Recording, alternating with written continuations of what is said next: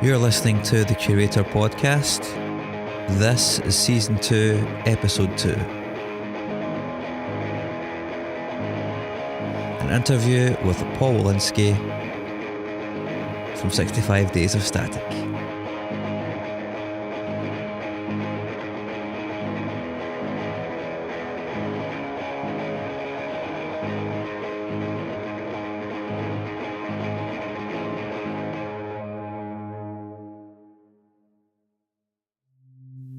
Now, before we get into this interview, I should let you know that around halfway through it, the support band for the evening started playing.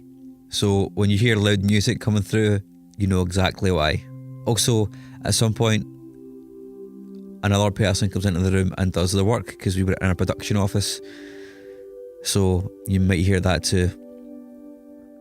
So, Paul. Hi. How are you today? I'm pretty good. It's the last UK date on this tour, which means we get a day and a half off before we go and do the rest of it, which is pretty exciting.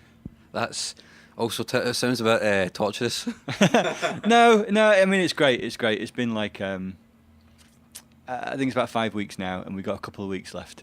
But we're going off to Asia on Monday, so that's not going to feel like touring. That's just going to be one grand adventure. 5 weeks is a long time, and I don't think I've actually spoken to anybody so far on the podcast that's been on the road for that long. How are you feeling?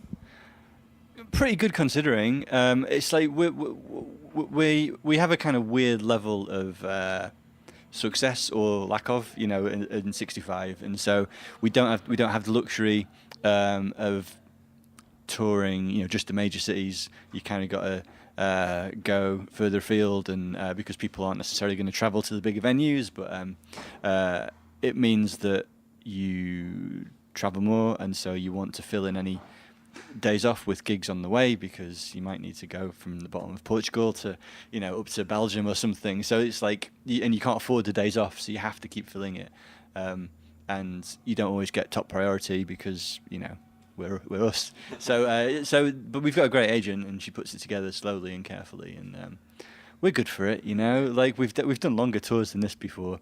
It's just we've never been this old before, so it starts to get a bit harder. But this one's still been good. Is that like the knees getting sore and the back getting sore every night and all that kind of thing? Yeah, a little bit. It's just I don't know. I just enjoy sleep a lot more than I used to. I think.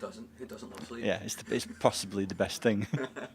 So I did some research, and man, people keep asking you how the No Man's Sky soundtrack thing came about. Does that get tiring yet? Oh yeah, yeah. Like we've literally run out of ways to answer most of those questions, and we've started to have to so many things come through that are really it's just like thoughtless interviews that are going to be published as Q&As just for some website to have some content for half a day that might generate some it's like it's kind of crossed that threshold. So there's so many people sending us stuff like that, and we've just had to stop because there's only so many ways I can tell what is a pretty basic and uninteresting story of them emailing us and asking to use some music. So how did it come about?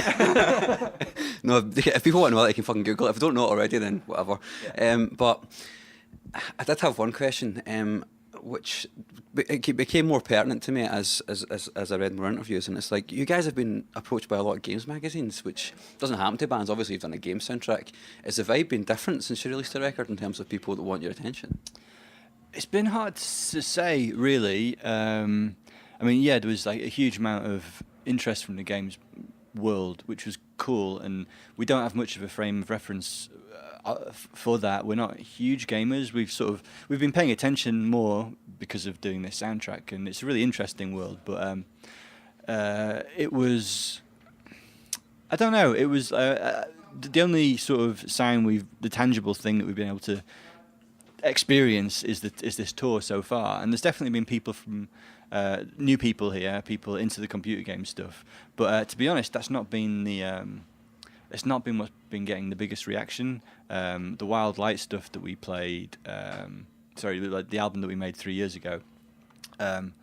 We're still playing a lot of that. I mean, we're playing a lot of all of our back catalogue, but I think because we did tour hard when Wildlight first came out, but it feels more like whatever's happened in the last 3 years, people have gone deeper into the back catalogue stuff than the new stuff. Maybe it's just too soon for the new stuff. So yeah, I don't know. Like it's clearly not been a hindrance, but it's hard to quantify exactly how much of a difference it really has made. Would you say there's been more interest in the band since the No Man's Sky soundtrack came out? I think so. But like, I mean, the Facebook follower count keeps ticking up. The Twitter account keeps ticking up. More people like the things we post a little bit, but that sort of like the trajectory of 65 Days of Static forever has been a very, very slow upwards line, and if that ever stopped, or we felt like we just weren't delivering anything good anymore, we'd just kind of give up. So we're kind of used to the kind of, we take sort of solace in that's like more and more people slowly hear us and tend to like us, and that's great. So maybe it's sort of accelerated that line a little bit, but it's not been life-changing or anything.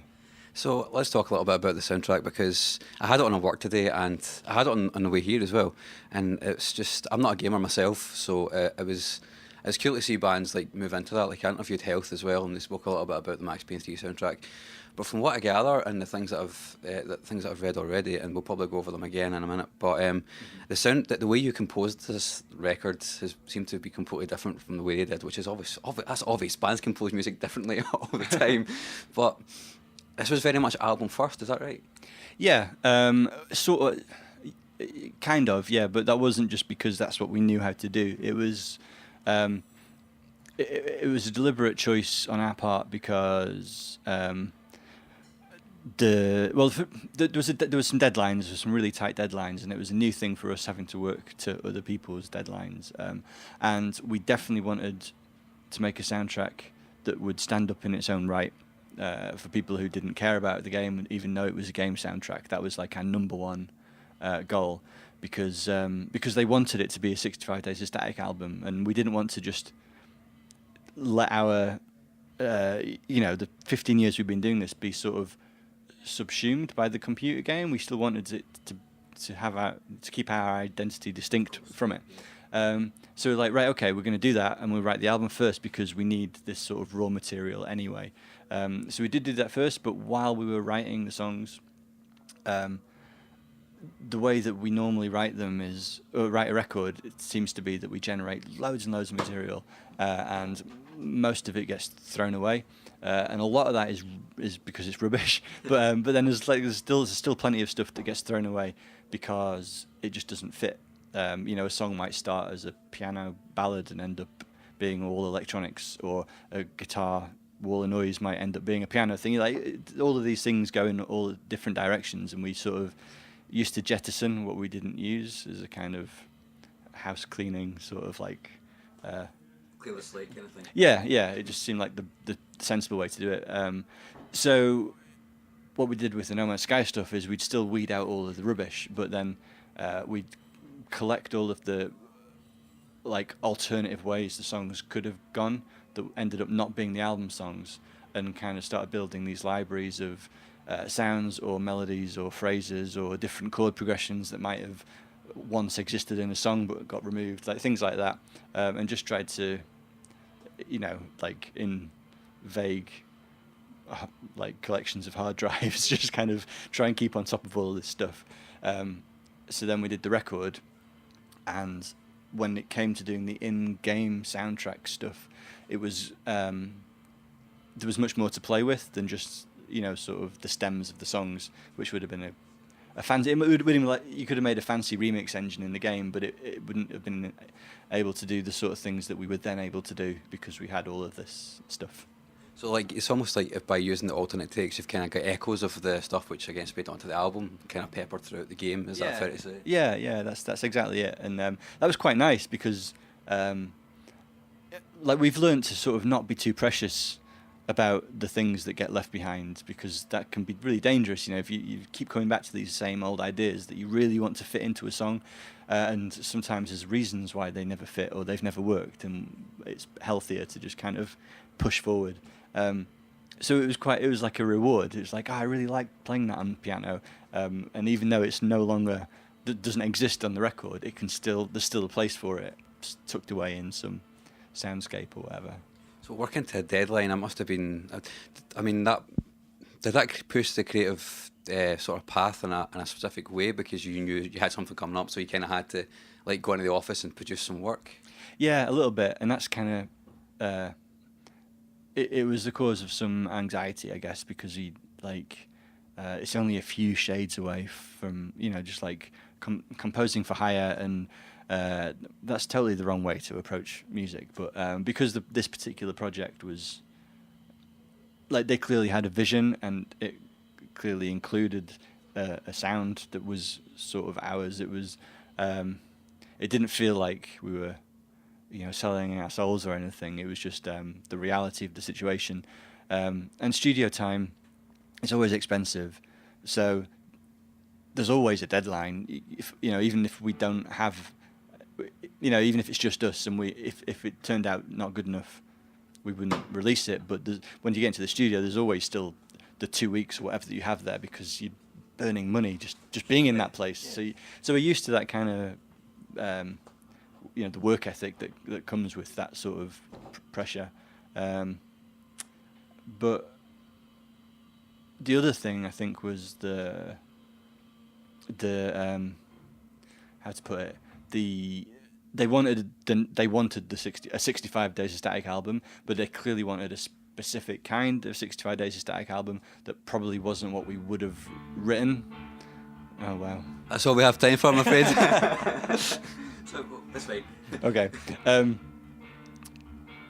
Because I think the direction that we were heading in is not like weirder and noisier, I think, is the general kind of focus of the four of us. And if we'd been left to our own devices, that's what would have happened next. And so even though they said that we could write whatever we wanted, that's not really what they meant, because they wanted the sort of more melodic, more epic, I guess, stuff that we sometimes do, that we try and avoid, but it kind of comes out anyway. So it was like a weird balancing act, I guess. That was in many ways harder than the deadline aspect of it. It's made me realise that you're essentially working with a fan who wants you to be the band that they think that you are, and obviously, as a musician, you want to keep pushing yourself and growing. So, I mean, I never considered that before. That must have been really weird. It was really weird. Yeah, like we're like a puppet band that's like doing the bidding of our master. But and the thing was, like, it was the first time we did that. We like you say, we've always sort of tried to do different things and push in new directions. So maybe this is just like we're just a bit of double think on our part, but we were like, well, this is the first time we've tried this, like the first time that we've ever tried to consciously look back at our back catalogue and understand what it was about songs that people liked, and tried to recreate that in a way that wasn't like painful for us, So Supermoon, one of the new songs, it's a clear nod to Debutante, which was an old song that they used for the trailer, and we used the same vocalist and kind of tried to evoke the sort of more hopeful side of what we do, and it was interesting. Like, I don't think we do that again, but at the same time, it was, I don't know, it was a good sort of humbling reminder that this is all just like pop music, and when we wrote Wild Light, we made a very different choice than all of the previous records. All the previous records, we thought that we were heading towards this sound that we could hear that was like somehow impossibly new, and like that nobody had ever quite done this thing before, and like that sort of brilliant, idealistic kind of enforced naivety. And then with Wild Light, we were like, you know what, let's stop trying to push into the unknown and dare ourselves just to write something that we think is good. And if it sounds not as cutting edge as we might think that we want it to, that's a risk, but we're going to try it. And I think it's still the record that we're all proudest of, and it didn't feel old, and it didn't feel worthless or nostalgic in any way. It was just like, okay, we've got all of these tools now all of these different ways and methods of making music. Let's just make music that we think is good, and not. It was sort of like a shift in our MO, it's like we're not pushing into the future. There is no future in music in that way anymore. There are no new sounds. Like it's all become a bit like atemporal. It's just like we're all here now in post-modernity or whatever. And so the No Man's Sky thing was a kind of a little bit like that. It's like, well, looking back in this way isn't the sort of dangerous lapse into nostalgia that we once thought it could be. It's not something that we should do every single time. We don't want to start making the same record over and over, but it's not the end of the world. Wild Light is. I don't mean to say that older stuff wasn't focused, but Wild Light definitely has the cohesiveness of a really focused. It's a tight 8 songs, really, even though some of the songs are over 6 minutes. But it's still very tight and focused. Which the No Man's Sky soundtrack sounds like the natural progression of that, like you said, that ethos. Okay, that's interesting. I did an interview last week where a long-time sort of follower of us called it sort of like more of a standing still, and he sort of meant it as a compliment, and I think he was coming at it from the same idea. It's just like, you don't always have to forge into the unknown. It can be the same thing, just as long as you're not always doing the same thing. I refuse to believe you can stand still, especially if you're in a process where you've got to interrogate your own music for other uses. Do you know what I mean? Yeah, I do know what you mean. And like, even if you, because it's I don't know. I mean, maybe there's diminishing returns if that's all you ever do, like interrogate and then like there has to be outside forces pushing you in some direction, and like, because it's just going to become incredibly self-indulgent to do that endlessly. And you see so many bands do that. For me, like so many bands that I used to like, I'm not going to name, but it's like they've found what works and they'll keep doing it, and that's I mean, it's fine. And again, like there's other bands who found who've always done the same thing, but it's like they're chipping away at the same idea and remaking it, like I don't know, like sculptors who make the same shapes over and over again, but they sort of like get to the ultimate. Yeah. I don't think we're that kind of band though. We've always tried to. I don't know if it sounds I don't know how radically different the albums sound from the perspective of not being in 65, but from inside, we've always tried, to switch up our like tools and methods and approaches and things. I want to talk about the interrogation aspect of it, because obviously, like you said, you had to deconstruct it in order to make it serve many different uses in the soundtrack. And was that enlightening into your own creative process to take apart, like to make sure that every single thing worked on its own as well as part of a unit? Yeah. I think the biggest lesson that we learned was to trust ourselves a bit more, that things do work, and that actually we don't need to spend. It's not careless to sort of smash things out really quickly sometimes, because we've been doing this a long time, and we've got better at doing things less consciously and that turn out to work. Like Supermoon, which is clearly like it's one of the tracks that they used to tease some new trailers, and it's by far the most popular one on the internet and stuff. Like, I guess it's the single of the album. We had to finish that song in like, we barely started writing it, and then suddenly they needed us to get on a plane to go to Vegas to play this insane Game Awards show where they were going to announce that we were doing the soundtrack, and so we had to play that song to this, and we hadn't finished writing. We had to go to the studio as well, because they needed, I can't remember exactly what it was, but they had to have a studio version as like backup or something. Like I don't know what it was, but so we had about 24 hours to literally just like finish a song, to get into a studio to smash it down. It was for like syncs or something for the video. and like we went there and we did it, and we were like, this is ridiculous.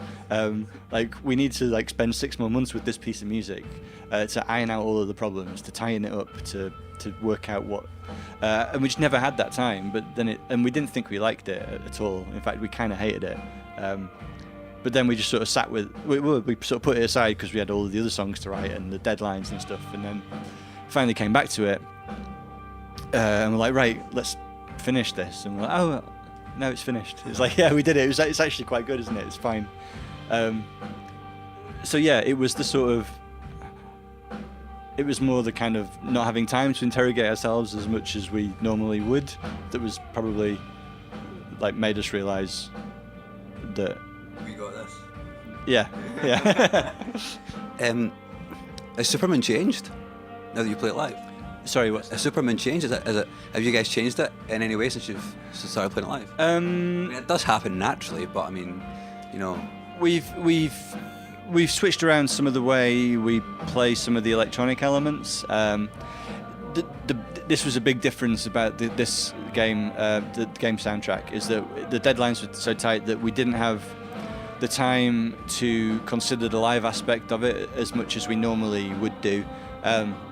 Like Wild Light, we could play from start to finish before we even went in to record the record. But this one, it was, you know, there's a lot of stuff done on computers, a lot of layering up of guitars without any thought to, you know, there might be 5 guitars going on, and it's like, well, doesn't matter. We'll just like we'll work it out later. And that was, Superman was really the only exception to that because of that, because we had to play it live by chance for this awards show.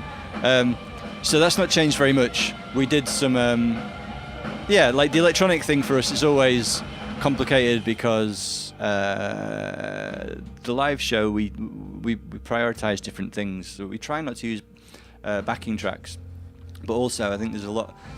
There's a much kind of more complicated conversation about live electronic music because it's, you know, it's not really possible. Like the most interesting way to do live electronic music is to stand crouched behind a laptop, you know, but that's not exciting for anyone to watch. The physicality of a live band is always more interesting than someone behind a laptop, and that's kind of why we started being in a band in the first place rather than being behind laptops. And so the balancing of like loops and samples and synths and V drums and like sharing that out amongst the 4 of us within the kind of acoustic or electric, you know, like the real instruments, has been something that we think about a lot, and it took us until the start of this tour to properly settle into who was definitely doing what. So Supermoon, it's been through a few iterations, and I think it's kind of settled now. I mean, having to have that sort of dichotomy between playing electronic music and obviously the live instrumental stuff, and you say that's always been something you've thought about. I mean, is that at any point in your career that kind of caused you a bit of angst to think, holy shit, we can't actually do this completely live?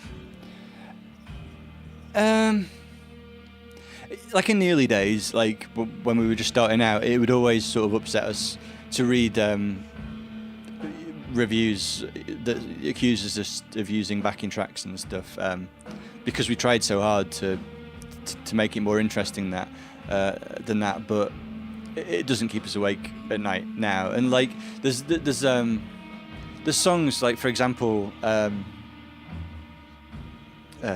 me think, like Heat Death Infinity Splitter on Wild Light, there's like a sub bass line that plays back in time with what we're doing, and technically that could be like incorporated into my keyboard sound, or because Syed, who's normally doing the bass, happens to be doing a sort of high pitch bend synth thing that requires 2 hands and is quite complicated, and I'm playing a 2-handed synth thing.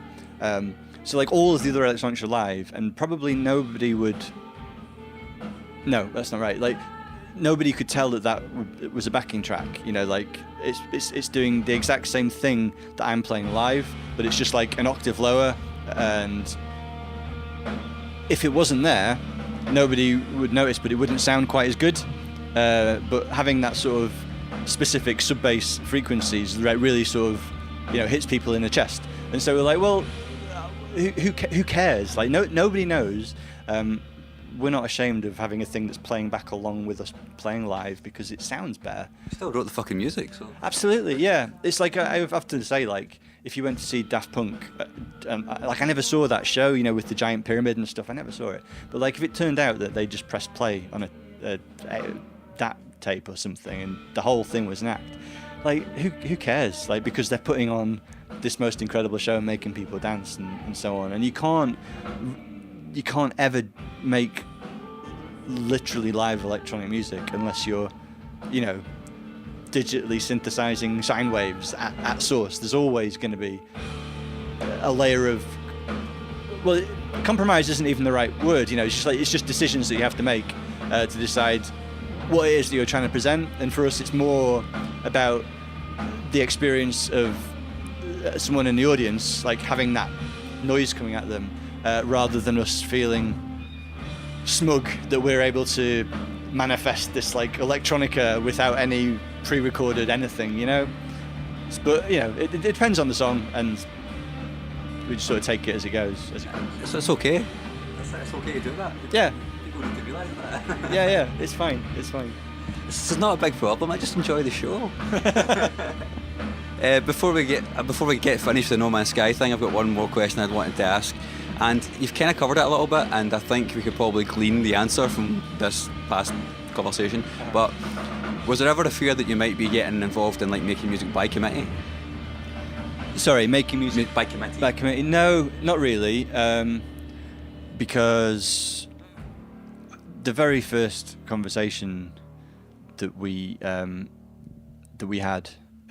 Like the proper one, where I went to London to meet Sean Murray, who's the game director, and it was so nice. And he was just, he's been a 65 fan for a long time, and he told us that it'd already been in development for a couple of years, and they would every Friday they'd sort of do like a play test or whatever you'd call it, and they'd use old 65 songs to sort of drive their imagination. Like the story he tells is like, it'll be a cube traveling to a sphere, and it's supposed to be a spaceship going to a black hole or something, and they put our music on and be like, right, like imagine this is what it's going to be like and sound like. And it was so flattering. And then we had the second meeting with the sound designer and him. We were ready then to be like, do you want us to use an orchestra? Do you want, like, what are you looking for? We're sold on this project that you've got. And they were like, just write a 65 Days of Static record.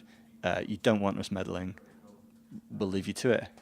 So we were like, all right, okay, fine. Like, if anything, a bit more of a committee at the beginning might have been helpful, because, like I said, like we slowly sort of gleaned the kind of 65 Days of Static that they wanted, but that is hardly like an iron fist, like forcing us into somewhere that we didn't want to go. It was, and towards the end, there might have been some friendly suggestions from Paul Weir, the sound designer, but it was only stuff like, I'm working with the game mechanics now, and if you could give me 50 arpeggiated synth loops, I think that would work really nicely for the spaceship engine in this context, or something like that. So we'd be like, yeah, for sure. But that didn't really feel like being forced to do something that we hated. It was just like, okay, let's make some cool synth noises for a bit. Have you played the game? I played it for about 5-6 hours. I don't have a PlayStation. None of us do. And I went round to my brother's house and played it, and it seemed cool. It's beautiful.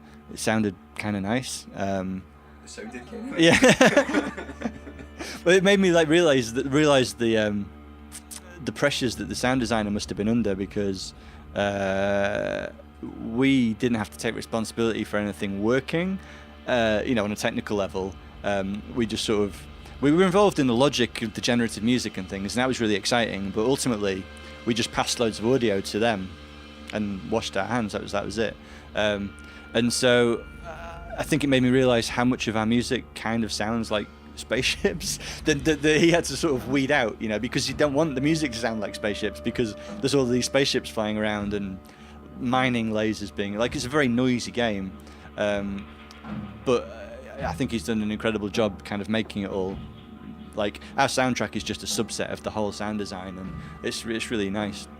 But yeah, I don't know, like, clearly it's been an incredibly divisive game, and I can sort of understand why people expecting a more narrative-driven game might be let down by it, but at the same time, I can't understand the hostility, you know, the entitlement, the hate that, like, if the people that are so angry about this video game, if that's all they have in their lives to be angry about, then I don't know. There's something not quite right there.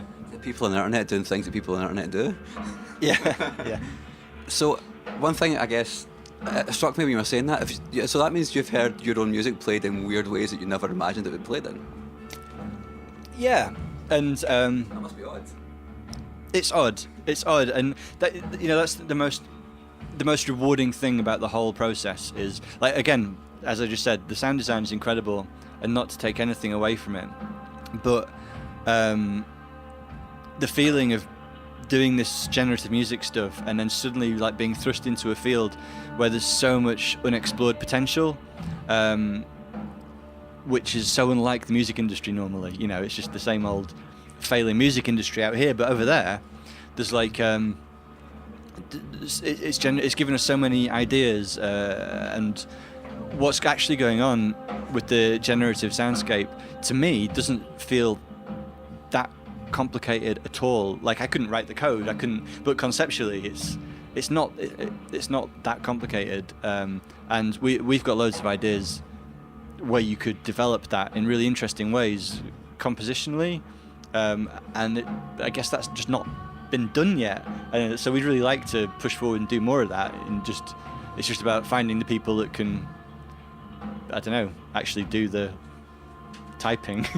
It's like getting somebody that can create a program which can then help you to make more interesting stuff, basically. Yeah, and I mean, like, and the barrier to entry for that stuff is coming down all the time. We did actually build our own software because we couldn't have access to the game inside, you know, that's just not how it worked, but we sort of knew what the logic was going to do in the game, and created our own software up in Sheffield in our little room to sort of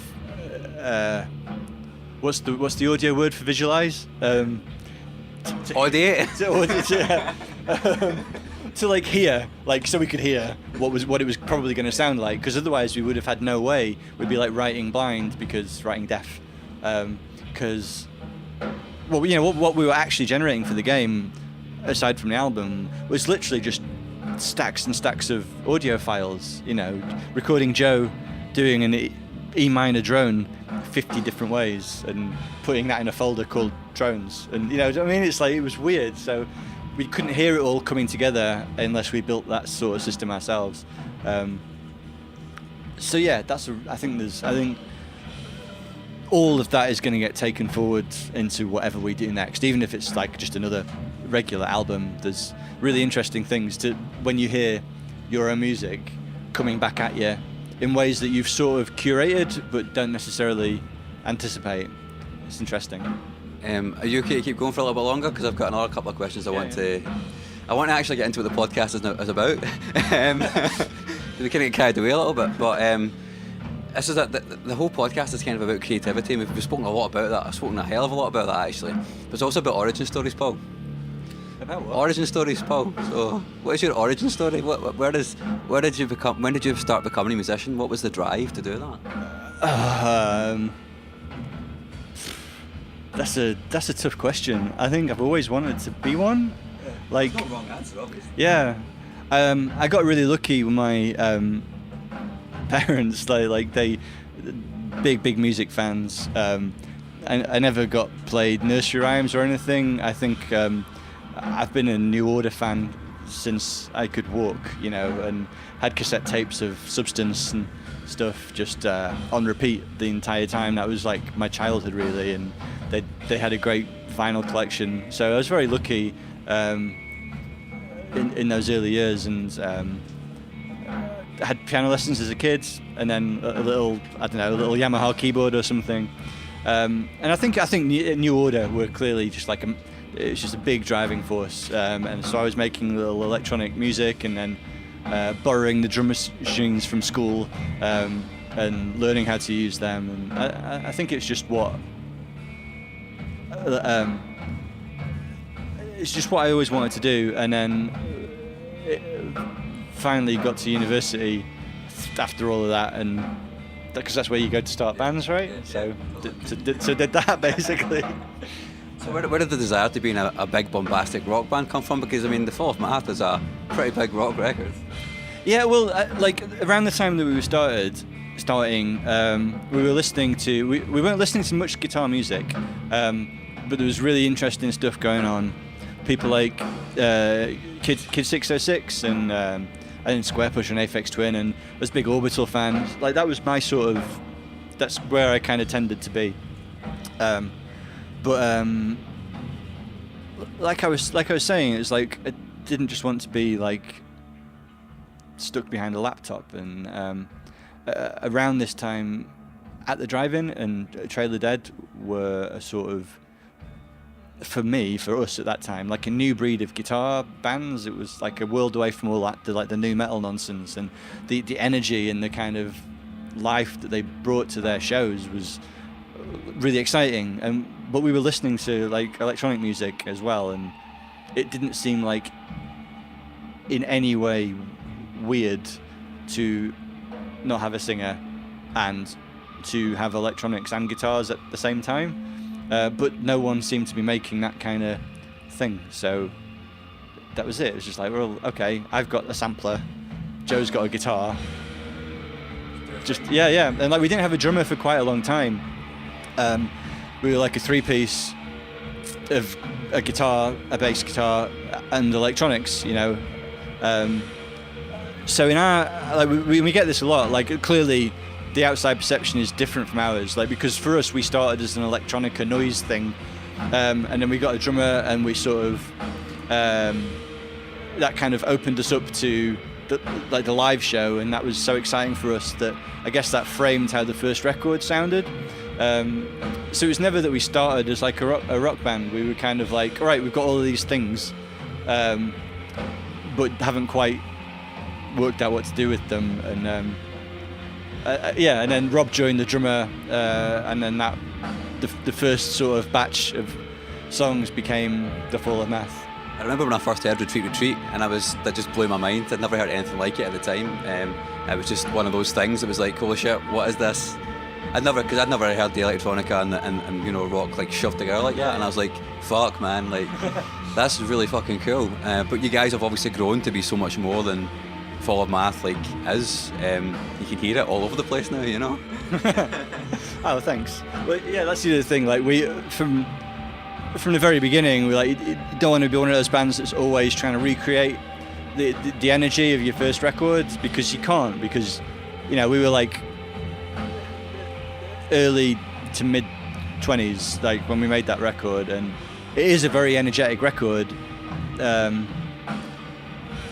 but I don't know, like it was a slow. I think the first three records the first four records I think were one chapter for us, maybe. Probably We Were Exploding Anyway is the record that we were always trying to get to. Certainly with the first two records, I think we kind of made a wrong step with the third one. It was a bit too heavy, a bit too dense, a bit too rock band. Like I think it's the thing that means we're forever described as post-rock now, because it was very serious and a bit too indulgent in its seriousness. I don't know. Like there's a few tracks on there that I don't hate, but I think none of us really liked where we ended up. And Exploding was the thing. It was like, this is what we wanted, and now we've done it. And in doing so, realised that it was never going to be as like poppy as we thought it could be. If you see what I mean. Like we always wanted to write pop music, and for it to be okay for pop music to not have any singing or and be noisy, you know, like the Prodigy do or something. But like by that point, we were like, okay, this is like our best shot at that kind of thing, and we're really happy with it. But we're just like 4 guys, none of whom are Keith Flint, and it's still a bit weird. And like we even had Robert Smith on that record, and instead of doing what a more savvy band would do and write like Crystal Castles did it, right? Write a 3-minute pop song, Robert Smith. There you go. We kind of like covered him in distortion. It's an 8-minute long song. He doesn't sing until like the last 2 minutes or something. Like it was like we were just unconsciously doing whatever we could to not succeed in any sort of like commercial way, which is fine, you know, obviously fine. But we kind of we felt like we nailed it. And although I can't, like it's like looking at old photographs, you know, I can remember that time, but I can't fully relive the sort of impulses that made us want to write that kind of music specifically, because we're somewhere else now. But we were really happy with it at the time. I'm still proud of that record, but it was like a kind of, okay, that's like the end of 65 Mark 1, and let's work out what to do next. Now we're doing soundtracks and stuff. Yeah. Yeah. It's funny how things happen like that, isn't it? Yeah, like I think we're just like so stubborn. We stuck around long enough that finally, like people who were listening to us from the beginning have assumed positions of power, like video game directors and stuff. And so like they haven't forgotten about us, and that's quite nice. I mean, that was obviously a huge project you've just done, and I guess, do you have any idea what the future's going to look like from here, or have you not really thought about it? Tell me all your secrets, Paul. I wish I had some. We don't know what we're doing. I'm so glad you said that, by the way. It's so refreshing to hear that. As a musician, I'm always like, man, these guys have got to figure it out, surely. No, absolutely not. We'll finish touring this. It'd be great to get some festivals next summer. That'll be, I suppose, the test of whether this game has meant that festival bookers think we're cool enough to book now or not. The answer is usually, yeah. But we'll tour, we'll do festivals, and then it'd absolutely be great to do more. We'd really like to do the film soundtrack. The computer games, it's a weird world. Like a lot of computer games look like not the kind of thing that we'd want to soundtrack specifically, but the sort of the form of it, the interactivity of it, and the generative aspect of the music is I find really fascinating, and it's a perfect vehicle for that kind of thing. Like you could do it in maybe sound installations to a pretty niche audience, and that would be great too. But I like the idea of this very popular form doing something genuinely groundbreaking to a lot of people. So it would be great to do more of that. But I don't know how you do that. Like I don't know. There's no like phone number to ring. Like I don't know how other bands do it. Have to wait and see. So there's nobody phoning you all the time going, "Can you do my game, please?" Not yet, no. I'll put some feelers out for you. Okay, Find something for you to do. Paul, it's been an absolute pleasure talking to you. Thank you very much. Is there anything you want to say or anything you want to ask me before we finish? I don't think I've had enough sleep to do anything other than react to questions. Forming my own might be a step too far at this point in the tour. After 5 weeks, I don't blame you at all. Paul, thank you very much. Thank you very much. Thank you very much for listening. I hope you enjoyed that episode. Please remember to subscribe to this podcast. You can do that right now by hitting the subscribe button in whatever podcasting app you're using. Don't forget to check me out on Twitter at the Curator Pod. Until next time, bye-bye.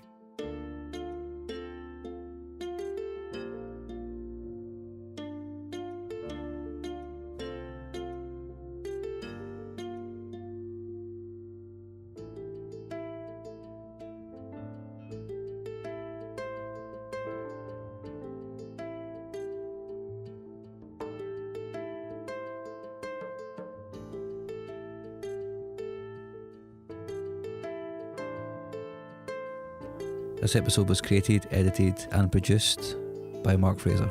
If you want some more information, please go to www.thecuratorpodcast.com.